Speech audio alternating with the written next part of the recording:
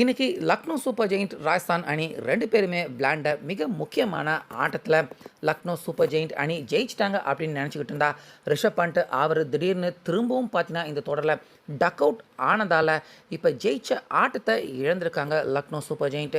So Lucknow super giant தோல்வி அடைஞ்சிருக்காங்க, ராஜஸ்தான் ஜெயிச்சிருக்காங்க. அப்படிங்கிறதால பாயிண்ட்ஸ் டேபிளில் இப்போ நம்ம இந்த மேட்ச் முடிஞ்சதுக்கப்புறமா பார்க்குற நம்ம எல்லாருக்குமே ஒரு ரொம்ப பெரிய ஷாக், ஹார்ட் அட்டாக்கையே கொடுத்துருக்காங்க ராஜஸ்தான்.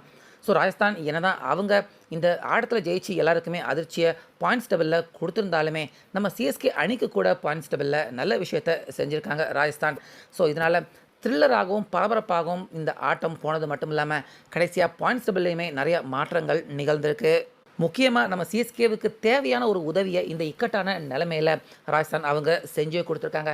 ஸோ அது எல்லாமே என்னென்ன, அதே போல் இந்த ஆட்டத்தின் ஃபுல் ஹைலைட்ஸ், கம்ப்ளீட் விவரம் எல்லாத்தையுமே பார்க்கலாம். ஸோ அதனால் வீடியோவை ஸ்கிப் பண்ணிடாமலேயே பாருங்கள். அதில் இன்றைக்கி லக்னோ அவங்களுடைய ஹோம் கிரவுண்டான லக்னோ கிரிக்கெட் ஸ்டேடியத்தில் தான் இந்த மேட்ச் இன்றைக்கி ராஜஸ்தான் லக்னோ 2 பேருமே விளையாண்டாங்க. வழக்கம் போல் லக்னோ பார்த்திங்கன்னா அவங்க டாஸ் ஜெயிக்கிறாங்க, நாங்கள் ரன் சேசிங் எடுத்துக்கிறோம் அப்படின்னு ராஜஸ்தான் அணியை ஃபஸ்ட்டு பேட்டிங் பண்ண வைக்கிறாங்க. ராஜஸ்தான் டீம் ஓப்பனரான வைபவ், ஜெய்ஷ்வால் 2 பேருமே 2-3 ஓவருக்கு அவங்க அடிச்சடி இன்றைக்கி 200 ரன் அடிக்க போகிறாங்க அப்படின்னு எல்லாருமே நினச்சிக்கிட்டு இருந்தா அடுத்தடுத்த 3வது 4வது ஓவரில் எல்லாம் ராஜஸ்தான் அணி பொட்டுன்னு விக்கெட்டுகளை இழக்க ஆரம்பிச்சிட்டாங்க. அதுவும் எப்படின்னா வைபவ் அவுட் ஆகிறாரு, பின்னாடியே ஜெய்ஷ்வால் அவுட் ஆகிறாரு. வைபவ் பார்த்தீங்கன்னா 8 ரன்னுக்கே அவுட் ஆகிட்டார், ஜெய்ஷ்வால் 22 ரன் எடுத்தார். முக்கியமாக த்ருவ் ஜூரல் இந்த தொடரில் ஏற்கனவே ஒரு வாட்டி அவர் டக் அவுட் ஆயிருக்காரு. ஆனாலுமே இன்றைக்கி கூட பார்த்தீங்கன்னா ஜூரல் ஃபஸ்ட் பால்லையே டக் அவுட் ஆகிறாரு. ஸோ அவர் மட்டும் கிடையாது, பின்னாடியே வந்த கேப்டனான ரியான் பராக் அவரும் 20 ரன் தான் எடுத்தார். ஷிம்ரன் ஹெட்மயர் அவருமே 22 ரன் தான். ஸோ இப்படி வர்றவங்க எல்லாருமே சொற்ப ரன்களுக்கு அவுட் ஆகி போயிட்டே இருக்காங்க. ஃபஸ்ட்டு 2-3 ஓவருக்கு நல்லா இருந்துச்சு ராஜஸ்தான் அணிக்கு. ஆனால் அதுக்கப்புறமா அப்படியே ஆட்டம் மொமெண்டம் கம்ப்ளீட்டாக லக்னோ போலர்களுக்கு கைவசம் ஆட்டம் மாறுது. இதனால் எங்கடா ராஜஸ்தான் அணி ஒரு 150 கூட எடுக்க மாட்டாங்க போல இருக்குது அப்படின்னு அந்தளவுக்கு பரிதாபமான நிலைமைக்கு தள்ளப்பட்டாங்க ராஜஸ்தான். அது மட்டும் இல்லாமல் ரிஷப் பண்ட் கரெக்டாக பார்த்தீங்கன்னா போலர்களை செட் பண்ணுறதும் ஃபீல்டர்களை கரெக்டாக நிப்பாட்டி பவுண்டரிகளை தடுக்கிறதும் அப்படின்னு ரிஷப் பண்ட் அவருடைய கேப்டன்சி போலர்களாகவும் இருக்கட்டும், கீப்பராக இருக்கட்டும் சிறப்பாக அற்புதமாக செஞ்சார் ரிஷப் பண்ட். இதனால் ராஜஸ்தான் நிலைமை இன்னுமே கூட ரொம்ப மோசமாக போச்சு. எங்கே ஒரு 120-130 தான் எடுப்பாங்க அப்படின்னு நினச்சிக்கிட்டு இருந்தா கரெக்டாக நம்ம சிஎஸ்கே பிளேயர் ஜடேஜா வந்து ராஜஸ்தான் டீமை இன்றைக்கி காப்பாற்றினார். அவர் ராஜஸ்தான் அணிக்காக ஜடேஜா, அதுக்கப்புறமா ஃபெராரே 2 பேருமே கொஞ்ச நேரம் பொறுமையாக விளையாண்டு மேட்ச், அதாவது கடைசி பால் வரைக்கும் விளையாடலாம் அப்படிங்கிற மாதிரி மேட்சை நகர்த்தி கொண்டு போனாங்க. இதில் ஃபெரார் பார்த்தீங்கன்னா 20 ரன்னுக்கு அவுட் ஆனார். அதுக்கப்புறமா தூபே வந்தார். தூபே கூட பார்ட்னர்ஷிப் போட்ட ஜடேஜா கடைசி வரைக்கும், அதாவது கம்ப்ளீட்டாக எல்லா பாலும் விளையாடணும் அப்படிங்கிற மாதிரி விளையாண்டு 43 ரன் எடுத்து கொடுத்தாரு ஜடேஜா. ஸோ ஜடேஜா எடுத்து கொடுத்த இந்த ரன் ரொம்ப யூஸ்ஃபுல்லாக இருந்துச்சு ராஜஸ்தான் அணிக்கு. ஸோ இதனால் அப்படி இப்படின்னு போராடி முட்டி மோதி ரொம்ப கஷ்டப்பட்டு 20 ஓவருக்கு 6 விக்கெட் தான் இழந்தாங்க ராஜஸ்தான். ஆனால் எடுத்த ரன் என்னமோ பார்த்தீங்கன்னா 159 ரன்கள் தான் ராஜஸ்தான் அணி எடுத்தாங்க. ஸோ இப்போ இருக்கிற ஸ்பீடு ஐபிஎல்லில் எல்லா டீமும் பார்த்தீங்கன்னா 200 ரன் அடித்தா கூட பத்த மாட்டேங்குது. ஆனால் 160 டார்கெட்டை எப்படிரா லக்னோ அணிக்கு எதிராக ராஜஸ்தான் டிஃபெண்ட் பண்ண போகிறாங்க அப்படின்னு தான் எல்லாருமே நினச்சாங்க. ஸோ அந்த ஆட்ட நிலைமைக்கு ரிஷப் பண்ட் இந்த மேட்ச்சில் அவர் ஜெயிச்சிட்டாரு, கண்டிப்பாக லக்னோ அணி ஜெயிச்சிட்டாங்க அப்படின்னு எல்லாருமே தான் நினச்சிக்கிட்டு இருந்தாங்க. ஆனால் அதுக்கு அப்புறமாக தான் ராஜஸ்தான் அவங்க செம்மையான ஒரு ட்விஸ்ட்டு, யாருமே எதிர்பார்க்காத சம்பவத்தை நிகழ்த்துறாங்க லக்னோ அணிக்கு எதிராக. அது என்ன அப்படின்னு பார்த்தீங்கன்னா லக்னோ அணி பக்கம் மிச்சல் மார்ஸ், அதுக்கப்புறமா ஆயுஷ் பதோனி, புதுசாக என்னன்னு தெரில 2-3 ஆட்டமாக ஆயுஷ் அவர் தான் ஓப்பனராக வராரு. 2 பேருமே ஓப்பனராக வந்தாங்க. ஸோ ஆயுஷ் எதுக்கு அவர் வந்தார் அப்படின்னே சத்தியமாக தெரியல. ஃபஸ்ட்டு பாலே அவுட் ஆகி வெளியேறினார் ஆயுஷ் பதோனி. ஸோ இதனால் லக்னோ அணி ஃபஸ்ட்டு விக்கெட்டே போயிடுச்சு இப்படின்னு அண்டர் ப்ரெஷரில் தள்ளப்பட்டாங்க லக்னோ அணி. சரி, ஆனாலும் பரவாயில்ல, கேப்டன் ரிஷப் பண்ட் இருக்கார்ல, அவர் ஏதாவது ஏன்னா டார்கெட் பெருசாக இல்லை, ஏதாவது செஞ்சு ஆட்டத்தை நகர்த்தி கொண்டு போவாங்க அப்படின்னு எதிர்பார்த்தா ரிஷப் பண்ட் அவரும் வந்தார். ஒரு 3-4 பந்து விளையாண்டார். அப்புறம் பார்த்தீங்கன்னா ரிஷப் பண்ட் அவரும் 3 பந்துக்கு டக் அவுட், அதாவது 2 duck out back to back Lucknow அணி துவக்கத்திலேயே அடைகிறாங்க. அந்த மாதிரி ரிஷப் பண்ட் அவரும் 0 ரன்னுக்கு 1 ரன் கூட எடுக்காமல் அவுட் ஆகி வெளியேறாரு. ஸோ இப்படி துவக்கத்திலே 2 டக் அவுட் அடைஞ்சிருந்தாலும் அதுக்கப்புறமாகவாவது இந்த மேட்ச்ல இருந்து மீண்டலாம். ஏன்னா ஏடம் மார்க்ரம் வராரு, அந்த பக்கம் மிச்சல் மார்ஸ் நிற்கிறாரு. 2 பேருமே இன்டர்நேஷனல் பிளேயர்கள். கண்டிப்பாக இந்த மேட்சை நல்லா கொண்டு போவாங்க அப்படின்னு எதிர்பார்த்தா ஏடம் மார்க்ரம் பார்த்தீங்கன்னா 6 பந்து விளையாடுறாரு. 6 பந்துக்கு ஒரு ரன் கூட எடுக்காமல் அவரும் அவுட் ஆகி வெளியேறாரு. ஸோ இப்படி பார்த்தீங்கன்னா டாப் ஆர்டர் பேட்ஸ்மேன்கள் கிட்டத்தட்ட 3 பேர் அடுத்தடுத்துன்னு டக் அவுட் ஆகி லக்னோ அணிக்கு அந்த இடத்துலையே ஒரு நம்ப முடியாத பேர் இடியை கொடுக்குறாங்க ராஜஸ்தான் அணி.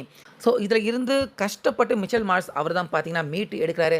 லக்னோ அணியை ஜெயிக்க வைக்கணும், ஏன்னா டார்கெட் பெருசாக இல்லை, கொஞ்ச நேரம் பொறுமையாக விளையாண்டா ஜெயிச்சிடலாம் அப்படின்னு மிச்சல் மார்ஸ் தனியாக ஒரு மனுஷனாக அவர் போராடுறாரு. அவர் கூட நிக்கோலஸ் பூரன் அவர் மட்டும் கொஞ்ச நேரம் ஒரு பார்ட்னர்ஷிப் போட்டார். நிக்கோலஸ் பூரன் இந்த தொடரில் எதுவுமே சரியாக விளையாடல, ஆனால் இன்றைக்கி ஏதோ கொஞ்சம் சுமாராக விளையாண்டாரு. 22 ரன் எடுத்து கொடுத்தாரு நிக்கோலஸ் பூரன், அவரும் அவுட் ஆகி போகிறாரு. அதுக்கப்புறமா சிங் வராரு, அவர் ஒரு 15 ரன் எடுக்கிறாரு. ஸோ இப்படி மிச்சல் மார்ஸ் அவருக்கு நல்ல பார்ட்னர்ஷிப் கொடுக்க முடியாமல் போட்டுன்னு விக்கெட்டுகளை எழுந்துக்கிட்டே இருக்காங்க லக்னோ அணி. ஸோ அந்த நேரத்தில் தான் பார்த்தீங்கன்னா கரெக்டாக சௌத்ரி வராரு, அதாவது முகுல் சௌத்ரி. இதுக்கு முன்னாடி சில ஆட்டங்கள் ஜெயிக்க வச்சுருக்காரு, நம்ம பார்த்துருக்கோம் லக்னோ அணியை. ஸோ அவர் வராரு. நிச்சயமாக இந்த மேட்ச்சில் இவங்க 2 பேருமே நல்லா பார்ட்னர்ஷிப் போட்டு ஜெயிக்க வச்சுருவாங்க அப்படின்னு பார்த்தா அந்த நேரத்தில் மிச்சல் மார்ஸ் பார்த்தீங்கன்னா 50 அடிச்சுட்டு 55 ரனில் அவரும் அவுட் ஆகி வெளியேறாரு. அதுக்கப்புறமா முகுல் சௌத்ரி அவரு கூட ஷமி பார்ட்னர்ஷிப் போடுறாங்க. ஷமி செம்மையான ஒரு சிக்ஸர் ஒன்று அடிக்கிறாரு. ஸோ இவங்க 2 பேருமே ஜெயிக்க வச்சுருவாங்க. எப்படியும் ஒரு 45 ரன் தானே இன்னும் தேவைப்படுது அப்படின்னு பார்த்தா முகுல் சௌத்ரி ஒரு புவர் ஷாட்டு. இதுக்கு முன்னாடி அவர் லக்னோ அணியை பயங்கரமாக விளையாண்டு ஜெயிக்க வச்ச பிளேயராடா இவர் அப்படின்னு நினைக்கிற மாதிரி முகுல் சௌத்ரி ஒரு புவர் ஷாட் மூலிமா கேட்ச் கொடுத்து அவுட் ஆகிறாரு. ஸோ அவர் அவுட் ஆனதுக்கப்புறமா பின்னாடியே ஷமி பார்த்தீங்கன்னா அவரும் அவுட் ஆகி வெளியேறாரு. அந்த இடத்துல பார்த்தீங்கன்னா அடுத்தடுத்துன்னு விக்கெட்டுகள் இழந்து நிச்சயமாக இந்த மேட்ச்சில் லக்னோ அணி தோக்க போகிறது உறுதியும் ஆயிடுச்சு. இதனால் ஏதோ கஷ்டப்பட்டு போராடின மாதிரி இருந்துச்சு, ஆனாலுமே 2 ஓவர் மிச்சம் இருக்குது. 119 ரன்னுக்கு லக்னோ அணி எல்லா விக்கெட்டையுமே இழக்கிறாங்க. ஸோ இதனால் ராஜஸ்தான் டீம் பார்த்தீங்கன்னா இந்த மேட்ச்சில் கிட்டத்தட்ட ஒரு 40 ரன் வித்தியாசத்தில் அபாரமான வெற்றியை அடைகிறாங்க ராஜஸ்தான் டீம். ஸோ ராஜஸ்தான் அணியின் இந்த வெற்றி இப்போ புள்ளி பட்டியலில் பார்க்குற எல்லாருக்குமே ரொம்ப பெரிய ஷாக், அதிர்ச்சியை கொடுக்குற மாதிரி தான் இருக்குது. ஏன்னா ராஜஸ்தான் டீம் பார்த்தீங்கன்னா இப்போ புள்ளி பட்டியல் 4வது இடத்துல இருக்காங்க. ஹைதராபாத் அணி நேற்று அவங்கள கீழே தள்ளிட்டு மேலே போன ஹைதராபாத் டீம் அவங்க எல்லாரையுமே இப்போ கீழே தள்ளி விட்டுட்டு ராஜஸ்தான் டீம் அதிரடியாக இப்போ 10 புள்ளிகளோட அவங்க பாயிண்ட்ஸ் டேபிளில் 2வது இடத்துக்கு முன்னேறுறாங்க. Rajasthan team back to back 2 தோல்விகள் அடைஞ்சாங்க. இந்த ஆட்டத்தில் கூட 160 தான் எடுத்தாங்க. நிச்சயமாக ராஜஸ்தான் டீம் 160 எடுத்தப்ப இந்த ஆட்டத்தில் மோசமாக தோக்க போகிறாங்க அப்படின்னு பார்த்துக்கிட்டு இருந்தா எல்லாருக்குமே ரொம்ப பெரிய ஷாக் கொடுக்குற மாதிரி 160 அடித்தாங்க. கிட்டத்தட்ட 40 ரன் வித்தியாசத்தில் அப்படிங்கிற மாதிரி 119க்கே டிஃபெண்ட் பண்ணியிருக்காங்க லக்னோ அணியை, அதுவும் அவங்க சொந்த ஹோம் கிரவுண்டில். ஸோ லக்னோ அணியின் இந்த தோல்வி பாயிண்ட்ஸ் டேபிளில் நம்ம சிஎஸ்கே அணிக்கும் பார்த்தீங்கன்னா இதன் மூலிமா ஒரு நல்ல விஷயம் நடந்திருக்கு. அதாவது நெல்லுக்கு தண்ணி போனால் புல்லுக்கும் தண்ணி போகும் அப்படின்னு சொல்கிற மாதிரி நம்ம சிஎஸ்கே அணிக்கும் ராஜஸ்தான் அணிக்கு அவங்க பாயிண்ட்ஸ் டேபிளில் மேலே போனாலுமே நம்ம சிஎஸ்கே அணி இப்போ 7வது இடத்துல இருக்காங்க. இந்த மேட்ச்சில் மட்டும் லக்னோ ஜெயிச்சிருந்தாங்கன்னா கண்டிப்பாக சிஎஸ்கே அணியை கீழே தள்ளிவிட்டு லக்னோ அவங்க மேலே போயிருப்பாங்க. நம்ம சிஎஸ்கே அணிக்கு வேறு நாளைக்கு மும்பை இந்தியன்ஸ் அணிக்கு எதிராக மேட்ச் இருக்குது, அதாவது இந்த வியாழக்கிழமை இருக்குது. அப்படி இருக்கப்ப நம்ம சிஎஸ்கே அணி இந்த மேட்ச்சில் இப்போ திடீர்னு பாயிண்ட்ஸ் டேபிளில் கீழே தள்ளப்பட்டால் கண்டிப்பாக சிஎஸ்கே அணியின் பிளேயர்கள் அவங்க எல்லாருடைய மனசும் பார்த்தீங்கன்னா பாயிண்ட்ஸ் டேபிளில் பார்க்குறப்ப கண்டிப்பாக பலகீனம் அடையலாம். ஸோ அந்த விஷயம் கடைசி நேரத்தில் நடக்க இருந்துச்சு, அதை நடக்காமல் ராஜஸ்தான் டீம் சிஎஸ்கே அணியை பாயிண்ட்ஸ் டேபிளில் இருந்து காப்பாற்றிருக்காங்க. இப்போ சிஎஸ்கே ஏற்கனவே இருந்த அதே 7வது இடத்துல இருக்காங்க. லக்னோ அணி ஏற்கனவே இருந்த அதே 9வது இடத்துல அவங்க இருக்காங்க. இந்த ஆட்டம் ஜெயிச்சிருந்தால் அவங்க மேலே போயிருப்பாங்க, அது நடக்காமல் தடுத்துட்டாங்க ராஜஸ்தான். ஸோ அந்த வகையில் பாயிண்ட்ஸ் டேபிளில் சிஎஸ்கே அணிக்கு நல்ல விஷயம் நடந்திருக்கு. அதே போல் பாயிண்ட்ஸ் டேபிளில் மேலே பார்க்குற எல்லாருக்குமே திரும்பவும் ராஜஸ்தான் அணி மேலே வந்துட்டாங்களா, கீழே போயிட்டாங்க அப்படின்னு பார்த்தா திரும்பவும் வந்துட்டாங்களே அப்படின்னு எல்லாருக்குமே அதிர்ச்சியை கொடுத்துருக்காங்க ராஜஸ்தான். ஸோ எது எப்படி இருந்தாலும் 160 ரன்னர் ரியான் பராக் அவருடைய கேப்டன்சியில் ராஜஸ்தான் டிஃபெண்ட் பண்ணது கண்டிப்பாக பாராட்டக்கூடிய விஷயம்தான். ஸோ இந்த மேட்சை பற்றின உங்களுடைய கருத்து, சிஎஸ்கே அணி பாயிண்ட்ஸ் டேபிளில் இருந்து ராஜஸ்தான் காப்பாற்றினதை பற்றியும் உங்கள் கருத்தை சொல்லுங்கள்.